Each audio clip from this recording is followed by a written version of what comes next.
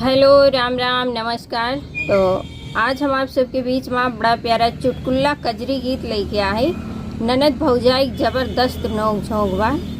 तो ननद भौजाई खूब लड़त हैं, झगड़ा करत हैं, वही के ऊपर कजरी गीत बा। अगर अच्छा लगी तो हमारे चैनल का ढेर सारा प्यार दुलार आशीर्वाद जरूर देवत जाए। वैसा हमारा चैनल ना हो, हमारे दीदी का चैनल हो, लेकिन आप सब ज़्यादा से ज़्यादा प्यार दुलार आशीर्वाद जरूर बनाया। चैनल का लाइक शेयर सब्सक्राइब जरूर कर जाए। तो चलो हम सुनावत है। छोटी ननदी के बात ना सहाय पिया, होई जाई लड़ाई पिया ना। छोटी ननदी के बात ना सहाय पिया, होई जाई लड़ाई पिया ना।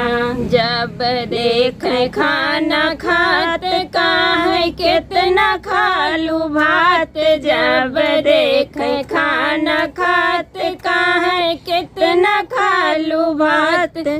मालूम होत खाई ओने कई कमाई पिया, होई जाई लड़ाई पिया ना। मालूम होत खाई ओने कई कमाई पिया, होई जाई लड़ाई पिया ना।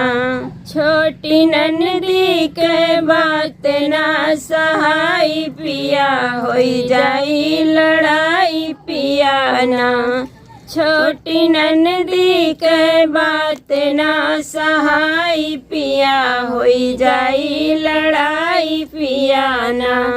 जब करिले सिंगार मुँह बनावेली हजार, जब करिले सिंगार मुँह बनावेली हजार।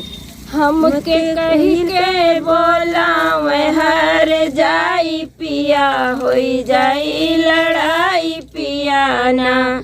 हमके कही के बोलावे हर जाई पिया, होई जाई लड़ाई पिया ना। छोटी ननदी के बात ना सहाय पिया, होई जाई लड़ाई पिया ना। छोटी ननदी के बात ना सहाय पिया, होई जाई लड़ाई पिया ना। तो गीत हमार कैसन लाग कमेंट करके जरूर बताओ जाए।